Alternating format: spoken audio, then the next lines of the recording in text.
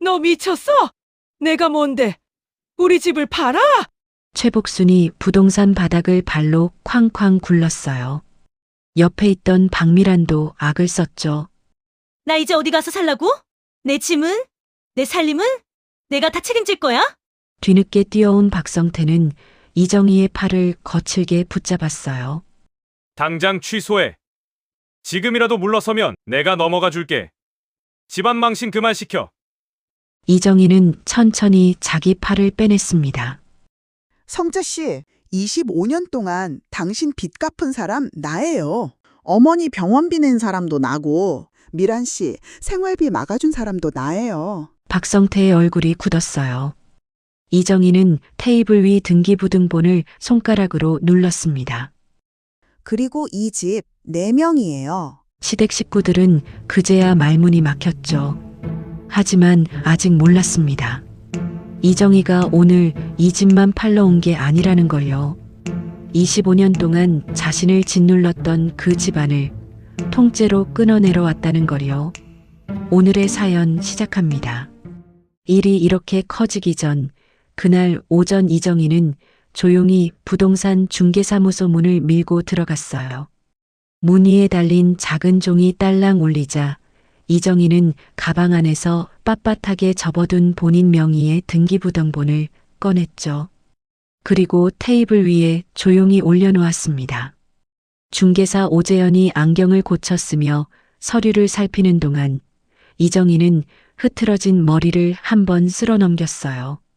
이 집 가능한 한 빨리 팔아주세요. 오래 끌고 싶지 않습니다. 목소리는 작았지만 흔들림은 없었죠. 같은 날 저녁 중개사무소 유리문이 거칠게 열렸어요.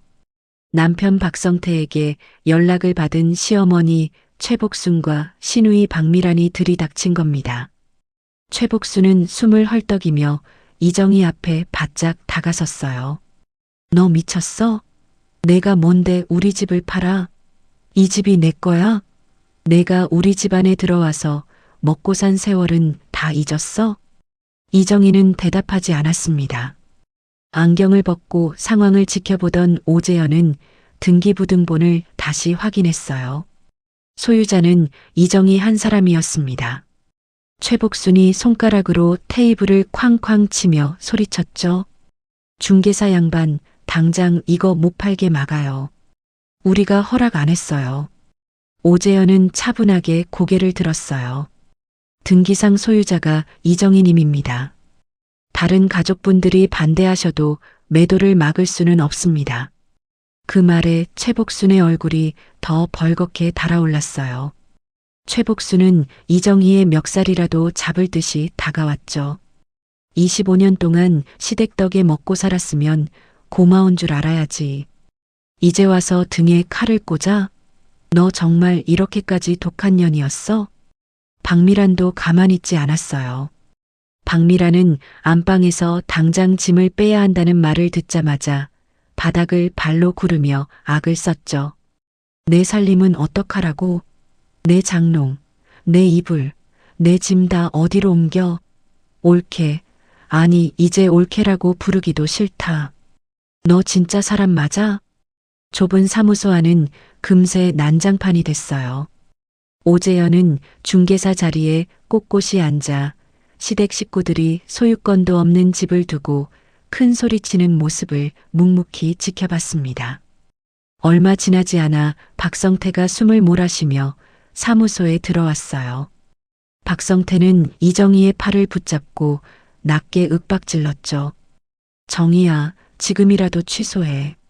너 이러면 우리 정말 끝이야. 매도만 철회하면 조론도 없던 일로 해줄게. 그러니까 집안 망신 그만 시켜. 이정희는 팔을 빼내며 박성태를 똑바로 바라봤어요. 성태 씨, 내가 25년 동안 당신 집안 빚 갚을 때는 망신이 아니었어요? 내 명의로 대출까지 떠안고 살 때는 가족이었고 이제 내 집을 팔겠다니까 남이에요? 박성태는 말문이 막힌 듯 입술만 달싹였어요. 이정희는 이미 매도 위임장의 서명을 마친 펜을 테이블 위에 툭 내려놓았습니다. 오재현은 서류를 서랍에 넣으며 조용히 말했죠. 절차는 시작됐습니다. 이후 진행 상황은 매도인께 따로 연락드리겠습니다. 박성태는 이정희의 눈빛을 마주하자 붙잡았던 팔을 스르륵 놓쳤어요. 한 걸음 뒤로 물러서는 모습이 처음으로 겁을 먹은 사람 같았습니다. 결국 최복수는 뒷목을 잡고 소파에 주저앉았어요. 아이고, 내가 며느리 잘못 들여서 이 꼴을 보네. 내 팔자야, 내 팔자야. 박미라는 이정희를 향해 독한 눈총을 쏘아붙였죠. 두고 봐. 너 이렇게 우리 집안 뒤집어 놓고 편히 살 것 같아? 그러고는 유리문을 쾅 닫고 밖으로 뛰쳐나갔습니다. 박성태는 아무 말도 더하지 못했어요. 그저 가방을 챙겨 들고 중개사무소 밖으로 걸어나가는 이정희의 뒷모습만 멍하니 바라봤죠. 오재현은 소란스러웠던 사람들이 모두 떠난 뒤 퇴근하기 전 업무 일지를 펼쳤어요. 그리고 짧게 메모를 남겼습니다. 매도인 이정희는 처음부터 끝까지 태도가 흔들리지 않았고 나머지 세 사람은 소유권이 없는 집에 대해 온갖 권리를 주장하며 행패를 부렸다고요. 날짜와 시간까지 또박또박 적어두었죠. 아파트는 매물로 등록된 지 열흘 만에 계약이 끝났어요. 박미라는 갈 곳이 없어 낡은 이삿짐 상자 수십 개를 트럭에 싣고 최복순의 오래된 친정 언니 집으로 들어갔습니다. 이정희는 매도 잔금이 통장에 입금된 날 오후 난생 처음으로 시댁 식구도 남편도 없는 조용한 카페에 혼자 앉았어요. 그리고 따뜻한 커피 한 잔을 시켰죠. 아무도 이정희에게 잔소리하지 않았고 아무도 돈 이야기를 꺼내지 않았습니다. 그 조용함이 낯설면서도 참 좋더라고요. 2년이라는 시간이 흘렀어요. 첫째 아들 박준혁이 직장 동료 오서연과 교제 중이라며 결혼할 사람을 소개하겠다고 이정희에게 연락을 해왔죠. 준혁은 들뜬 목소리로 말했습니다. 엄마, 강남에 한정식집 잡았어. 상견례 자리니까 꼭 와줘. 서연이 부모님도 나오신대. 이정희는 전화를 끊고도 한참 동안 휴대폰을 손에 쥐고 있었어요. 아들이 결혼할 사람을 만난다는 말에 가슴이 뛰면서도 상대 집안이 어떤 사람들인지 전혀 모른다는 생각에 걱정도 밀려왔죠. 상견례 당일 이정희는 한정식집 방 안에서 옷매무새를 가다듬으며 기다리고 있었어요. 손끝이 자꾸만 떨려 찻잔도 제대로 잡기 어려웠습니다. 육중한 나무 문이 열리고 단정한 정장 차림을 한 예비 사돈 내외가 들어섰어요.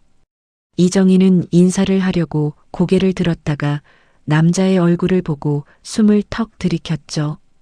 그 사람은 2년 전 시댁 식구들이 부동산 중개사무소에서 난리를 피우던 날 모든 일을 지켜봤던 중개사 오재현이었습니다.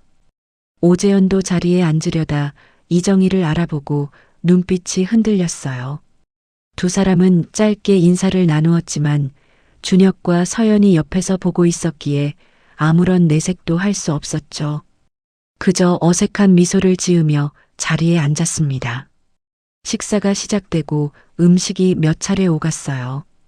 오재현은 수저를 내려놓고 박성태 쪽 집안 이야기를 넌지시 꺼냈죠.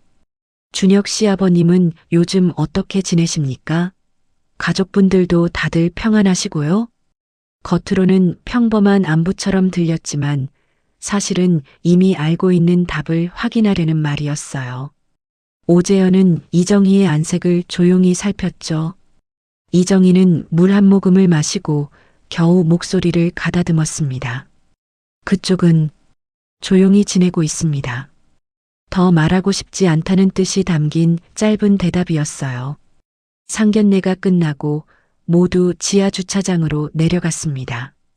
엘리베이터 안에서 오재현이 이정희의 곁으로 조심스럽게 다가왔어요. 잠깐만 단둘이 말씀 나눌 수 있을까요? 두 사람은 먼저 차로 향하는 아이들을 보낸 뒤 콘크리트 기둥 뒤편에 나란히 섰습니다. 오재현은 낮은 목소리로 말했어요. 2년 전 그날 아직도 기억합니다. 박성태 씨와 그 가족분들이 제 사무소에서 어떻게 하셨는지요. 솔직히 말하면 잊기 어렵더군요. 이정희는 고개를 숙였어요. 부끄러운 건 이정희가 아니었지만 그날의 수치심은 아직도 가슴에 남아 있었죠. 오재현은 잠시 숨을 고르고 말을 이었습니다.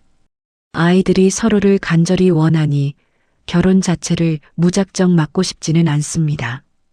이정혜 씨가 어떤 분인지도 저는 압니다. 그날 누구보다 단단하게 버티고 계셨으니까요. 그러나 오재현의 얼굴은 금세 어두워졌어요. 다만 박성태 씨와 그 가족들이 결혼식장에 나타나거나 앞으로 아이들 삶에 끼어들면 제 딸이 감당해야 할 일이 너무 눈에 보입니다. 저는 그게 두렵습니다. 이정희는 주차장 불빛 아래서 오재현의 눈을 마주했어요. 그 눈빛에는 원망보다 걱정이 더 컸습니다. 이정희는 그제야 느꼈어요. 아들의 앞날을 지키려면 자신이 다시 한번 큰 결심을 해야 한다는 것을요. 상견례 다음 날 아침 사돈 오재현은 딸 서연에게 결혼을 반대한다는 뜻을 무겁게 전했어요. 놀란 서연은 곧장 준혁에게 전화를 걸었죠. 서연의 목소리는 울음이 섞여 있었습니다. 준혁 씨, 아빠가 결혼을 다시 생각해 보자고 하셔. 우리 때문이 아니라 아버지 쪽 집안이 너무 걱정된대. 준혁은 가슴이 철렁 내려앉았어요. 준혁은 바로 이정희에게 전화를 걸었습니다. 엄마, 대체 아버지 쪽 집안에서 무슨 일이 있었던 거야? 왜 서연이 아버지가 이렇게까지 반대하셔? 엄마, 나한테 숨기는 거 있지? 이정희는 수화기를 꽉 쥐었어요. 준혁의 목소리는 떨리고 있었고 이대로 두면 오재현의 부동산 사무소로 찾아가 따질 기세였죠. 이정희는 결국 2년 전 그날 아파트를 팔던 날 중개사무소에서 벌어진 일을 처음으로 털어놓았습니다. 최복순이 소리를 지르고 박미란이 바닥을 구르며 행패를 부리고 박성태가 매도를 취소하라며 팔을 붙잡았던 일까지요. 준혁은 이야기를 다 들을 때까지 아무 말이 없었어요. 전화를 끊자마자 준혁은 박성태에게 전화를 걸었습니다. 아버지, 그날 부동산에서 정말 그렇게까지 했어요? 할머니랑 고모까지 가서 난리를 피운 게 맞아요? 박성태는 오히려 목소리를 높였죠. 내 엄마 말만 듣고 나한테 따지는 거냐? 내 엄마가 먼저 집을 팔아치웠어. 집안을 망가뜨린 건 내 엄마다. 우리는 당연히 화가 날 수밖에 없었지. 준혁은 이를 악물었어요. 그 집 엄마 명의였다면서요. 박성태는 잠시 말을 멈췄다가 다시 변명만 늘어놓았습니다. 명의가 뭐가 중요해? 가족이면 다 같이 사는 집이지. 내 엄마가 독하게 나온 거야. 며칠 뒤에는 고모 박미란이 준혁에게 직접 전화를 걸어왔어요. 박미란은 처음부터 악을 쓰듯 말했죠. 준혁아, 사돈이 결혼 반대하는 거? 그거 다 내 엄마가 지독하게 굴어서 그래. 집 팔고 우리 다 내쫓고 이제 와서 피해자인 척하는 거야. 준혁은 머릿속이 엉망이 됐어요. 평생 고생한 어머니가 안쓰럽다가도 아버지와 고모의 말이 자꾸 귀에 걸렸죠. 무엇이 진짜인지 누구 말을 믿어야 할지 갈피를 잡기 어려웠습니다. 서연은 준혁이 눈에 띄게 흔들리는 것을 알아챘어요. 주말 오후 서연은 이정희를 동네 조용한 찻집에서 단둘이 만났습니다. 서연은 찻잔을 만지작거리며 조심스럽게 말했어요. 어머니, 아빠가 결혼을 반대하는 건 준혁 씨나 어머니 때문이 아니에요. 아빠가 걱정하는 건 박성태 씨와 그 집안 사람들이에요. 앞으로 우리 삶에 계속 끼어들까 봐요. 이정희는 서연의 야윈 얼굴을 바라봤어요. 서연도 마음고생이 많았던 거죠. 서연은 고개를 숙인 채 말을 이었습니다. 저도 준혁 씨랑 결혼하고 싶어요. 그런데 아빠 마음도 이해돼요. 저희가 결혼하고 나서도 그런 분들이 계속 찾아오면 저도 무서울 것 같아요. 이정희는 사돈 오재현이 여전히 자신의 처지를 깊이 이해하고 있다는 걸 알았어요. 하지만 동시에 준혁의 마음에 깊은 금이 가고 있다는 사실도 느꼈죠. 그날 밤 이정희는 낡은 거실 불빛 아래 혼자 앉았습니다. 그리고 안방 깊숙한 곳에서 커다란 파일 박스 하나를 꺼내 테이블 위에 올려놓았어요. 25년 동안 매일같이 눌러 써온 가계부 뭉치, 시댁 식구들의 병원비 영수증, 남편 몰래 모아둔 명의 도용대출 관련 은행 자료들이 쏟아져 나왔습니다. 이정희는 하나씩 먼지를 털어냈어요. 이건 아들에게 구차하게 변명하려는 게 아니었습니다. 시댁의 뻔뻔한 거짓말이 자식의 앞날까지 막아서는 걸 더는 두고 보지 않겠다는 결심이었죠.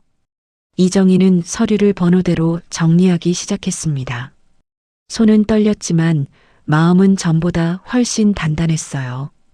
일주일 뒤 늦은 저녁, 이정희는 준혁을 집으로 불렀어요.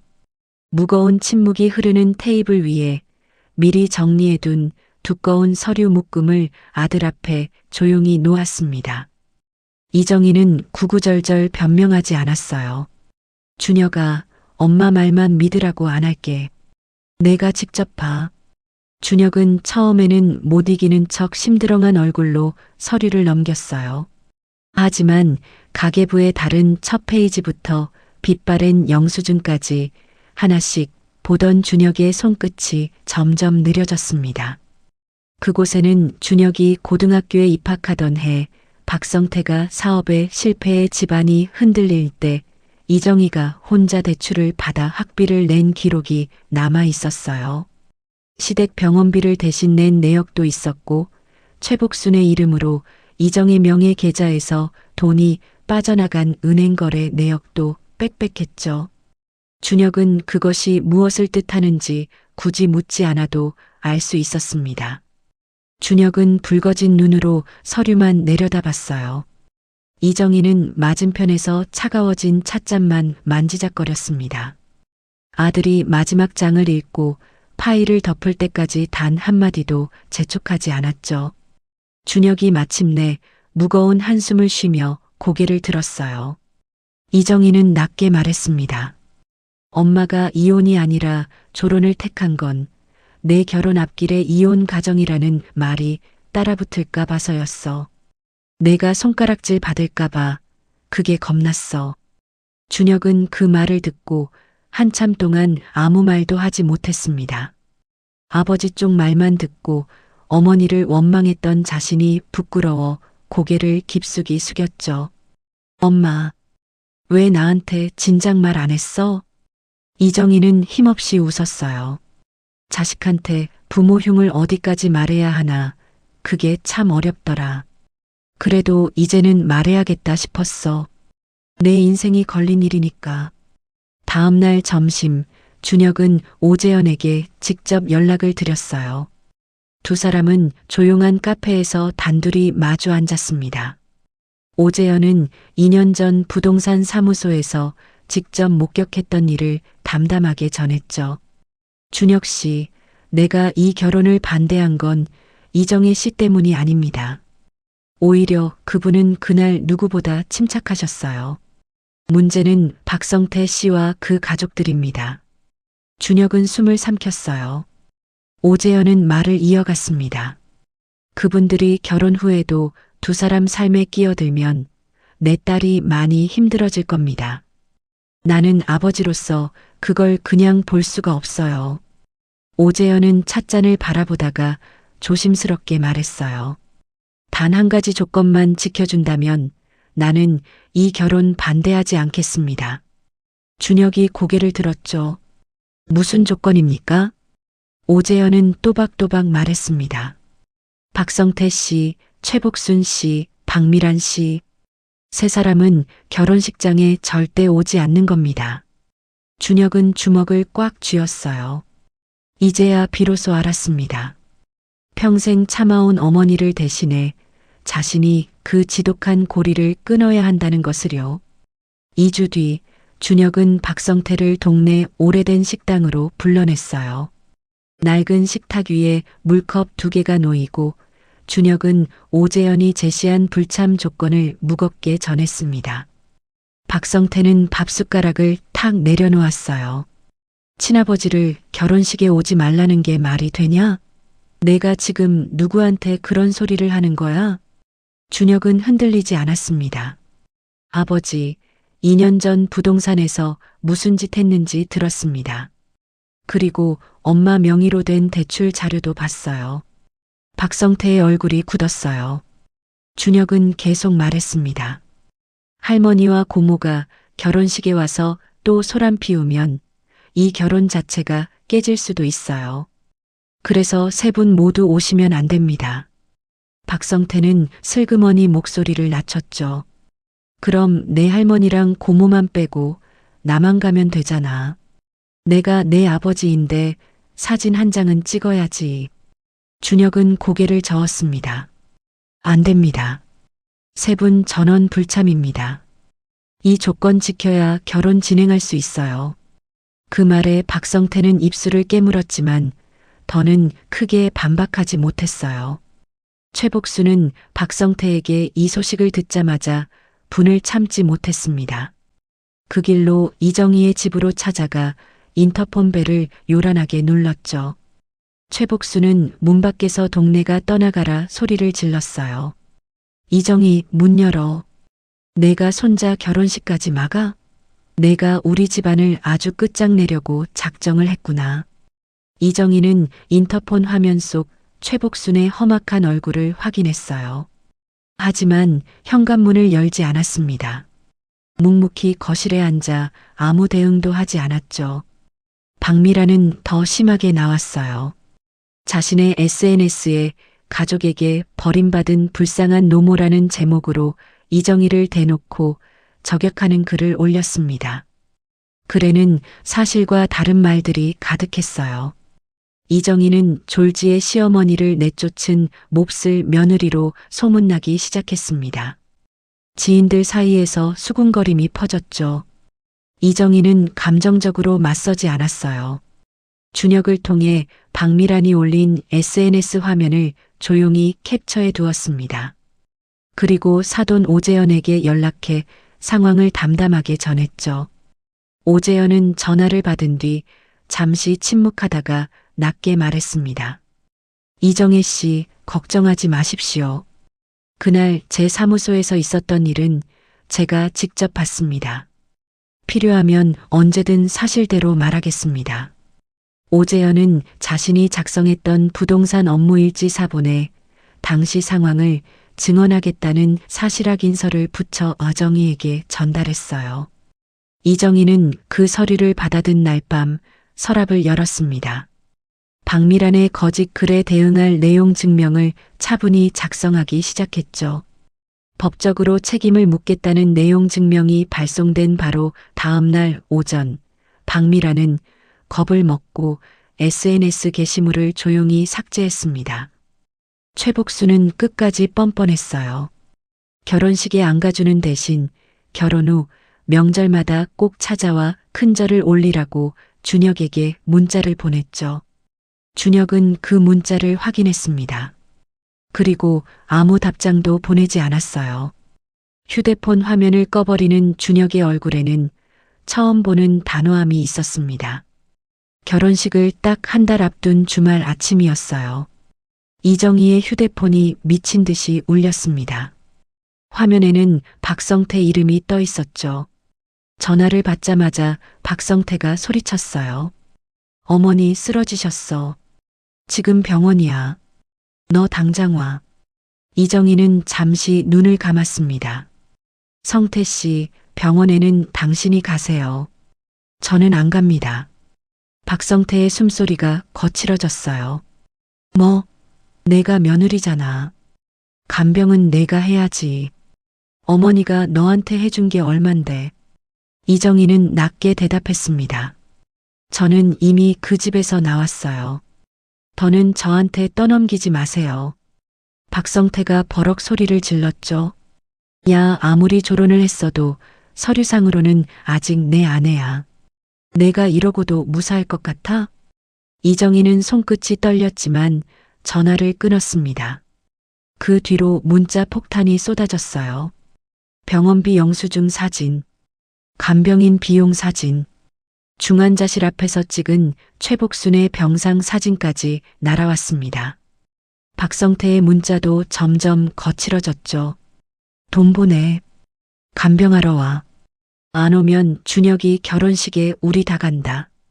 이정희는 가슴이 내려앉았어요. 하지만 문자를 지우지 않았습니다. 하나하나 캡처해서 저장했죠. 그 소식은 곧 준혁에게도 들어갔습니다. 준혁은 휴대폰을 쥔 손에 힘이 들어갔어요. 또 엄마한테 떠넘기는 거야? 할머니가 아픈 것까지 왜 엄마 책임인데? 준혁의 목소리가 갈라졌습니다. 그때 박미라는 박성태 옆에서 불을 붙이고 있었어요. 오빠, 지금이 기회야. 엄마가 저렇게 아픈데 손자 결혼식도 못 가게 한다고 해봐. 사람들이 누구 욕하겠어? 박성태는 곧장 준혁에게 전화를 걸었습니다. 내 할머니가 죽을지도 모르는데 결혼식 조건이 중요하냐? 우리 가족 다 식장에 갈 거다. 막을 테면 막아봐. 준혁은 얼굴이 하얗게 질렸어요. 서연에게 이 일을 털어놓는 목소리도 떨렸습니다. 서연아, 미안해. 아버지가 할머니 병원 일을 핑계로 식장에 오겠대. 서연은 한동안 말이 없었어요. 그리고 조용히 말했습니다. 준혁 씨, 나도 무서워. 우리 결혼식이 싸움판 되는 건 싫어. 오재현도 이 소식을 듣고 굳은 얼굴이 됐습니다. 오재현은 준혁에게 분명히 말했어요. 최복순 씨가 아픈 건 안타깝습니다. 하지만 그 일을 이유로 박성태 씨 가족이 식장에 들어오려 한다면 나는 결혼을 다시 생각할 수밖에 없습니다. 준혁은 아무 말도 못했습니다. 결혼식이 코앞에서 무너질 수도 있었어요. 이정희는 더는 가만히 있을 수 없었습니다. 다음 날 아침, 이정희는 김혜선 변호사 사무실로 찾아갔어요. 김혜선 변호사는 조론 서류와 박성태의 문자들을 모두 확인했습니다. 한참 동안 서류를 보던 김혜선 변호사가 낮게 말했죠. 정희 씨, 이거 위험합니다. 이정희의 얼굴이 굳었습니다. 김혜선 변호사는 서류를 내려놓았어요. 조론은 두 분끼리 한 약속일 뿐이에요. 법적으로는 아직 박성태 씨 아내입니다. 박성태 씨가 그걸 물고 늘어지면 계속 정희 씨를 괴롭힐 수 있어요. 이정희는 가방 손잡이를 꽉 잡았습니다. 그럼 어떻게 해야 합니까? 김혜선 변호사가 이정희를 똑바로 봤어요. 끝내야 합니다. 말로만 끝낸 게 아니라 서류로 완전히 끝내야 해요. 이정희는 잠시 창밖을 바라봤습니다. 그리고 천천히 고개를 끄덕였어요. 그럼 정식으로 이혼하겠습니다. 이번에는 말로만 끝내는 게 아니라 서류로 끝낼게요. 제 아들 결혼식까지 저 사람들 손에 망가지게 둘 수는 없습니다. 김혜선 변호사는 조용히 고개를 끄덕였습니다. 좋습니다. 박성태 씨가 더는 정희 씨를 흔들지 못하게 준비하겠습니다. 다음 날 오전, 이정희는 다시 김혜선 변호사 사무실로 갔습니다.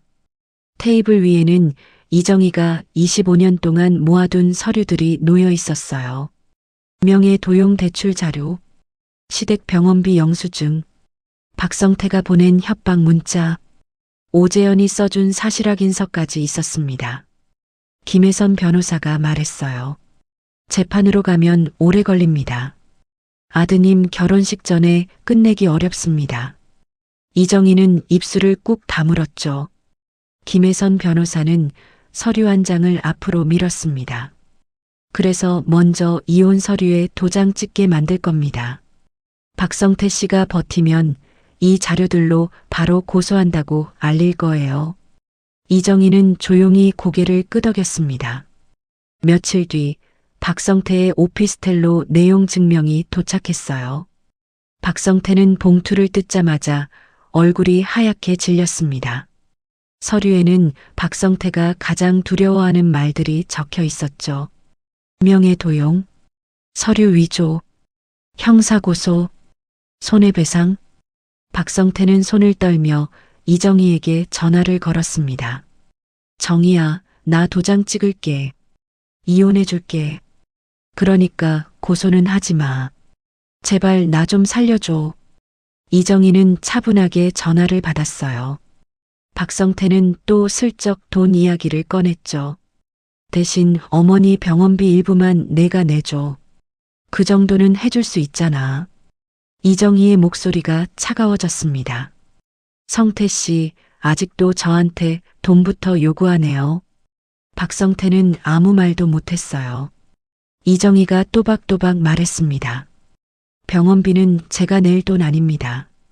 이혼 신고가 끝난 뒤 변호사님이 정한 합의금만 지급하겠습니다. 그 이상은 없습니다. 박성태는 더는 빠져나갈 곳이 없었습니다. 결국 약속 장소에 나와 합의서에 서명했어요. 그날 박성태의 손은 계속 떨리고 있었죠. 합의서 작성이 끝난 뒤 두 사람은 가정법원으로 갔습니다. 협의 이혼 신청서를 제출하는 동안 이정희는 박성태를 한 번도 바라보지 않았어요. 법원 직원은 한 달 뒤 다시 오라고 안내했어요. 이정희는 그 말이 이상하게도 길게 느껴지지 않았습니다. 이미 마음은 끝나 있었거든요. 이정희는 법원 문을 나와 준혁에게 문자를 보냈어요. 절차 시작됐다. 걱정하지 마. 준혁은 그 문자를 보고 서연의 손을 꽉 잡았습니다. 이제 정말 끝나가나 봐. 서연은 조용히 고개를 끄덕였어요. 오재현도 준혁에게 전화를 걸었습니다. 이정희 씨가 큰 결단을 하셨군요. 저는 그 결정을 존중합니다. 결혼식 조건은 그대로 지켜보겠습니다. 한 달이 지나고 이정희는 다시 법원에 섰습니다.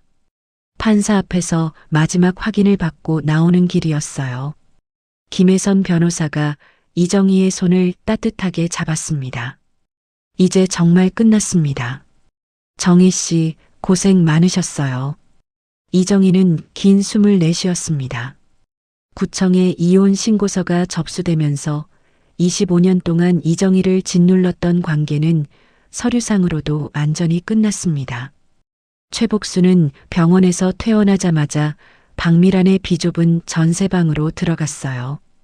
박미란은 짐이 늘었다며 짜증을 냈고 최복수는 며느리 욕만 했죠. 두 사람은 좁은 방에서 매일같이 서로를 탓했습니다. 박성태는 도시 외곽의 낡은 오피스텔로 옮겨갔어요. 방 안에는 풀지 못한 이삿짐 상자와 편의점 도시락 껍데기만 쌓여 있었습니다. 한때 큰 소리 치던 사람들은 그렇게 각자 초라한 자리로 흩어졌어요. 이정희의 새 주소는 아무도 몰랐습니다. 이제 이정희는 누구에게 문을 열어줄지, 누구에게 문을 닫을지 스스로 정할 수 있게 됐습니다. 이혼이 완전히 끝나고 6달이 지났어요. 이정희는 아파트 매도, 대금 일부를 미천 삼아 동네 한적한 골목 안쪽에 작은 카페를 하나 차렸습니다. 화려한 이름을 붙이지 않았어요. 건물 호수를 그대로 살린 소박한 간판을 달았죠. 개업 첫날 아침 유리문을 열고 들어온 첫 손님은 이혼 절차를 든든하게 도와주었던 김혜선 변호사였습니다. 이정희는 반갑게 웃으며 갓 내린 커피 한 잔을 건넸어요. 변호사님, 첫 손님으로 와주셔서 정말 감사합니다. 김혜선 변호사는 잔을 받아들고 미소 지었죠. 정희 씨, 이제는 남의 일 도와주느라 사는 게 아니라 정혜 씨 삶부터 챙기셔야 해요. 두 사람은 창가에 앉아 조용히 커피를 마셨습니다. 아침 햇살이 유리창 너머로 들어오고 있었어요. 그 사이에 준혁과 서연의 결혼식은 양가의 축복 속에서 조용하고 간소하게 치러졌습니다. 하객석에는 사돈 오재현 내외와 김혜선 변호사, 그리고 이정희의 오랜 지인 몇 명만 앉아 있었죠. 청첩장을 받지 못한 박성태와 최복순, 박미라는 끝내 식장에 나타나지 못했습니다. 식이 끝나고 기념사진을 찍을 무렵 오재현이 이정희에게 다가왔어요. 오재현은 정중하게 손을 내밀었습니다. 정희 씨, 정말 고생 많으셨습니다. 앞으로는 평안하시길 바랍니다. 이정희는 그 손을 잡고 깊게 고개를 숙였어요. 사돈어른, 저희 아이들 지켜주셔서 감사합니다.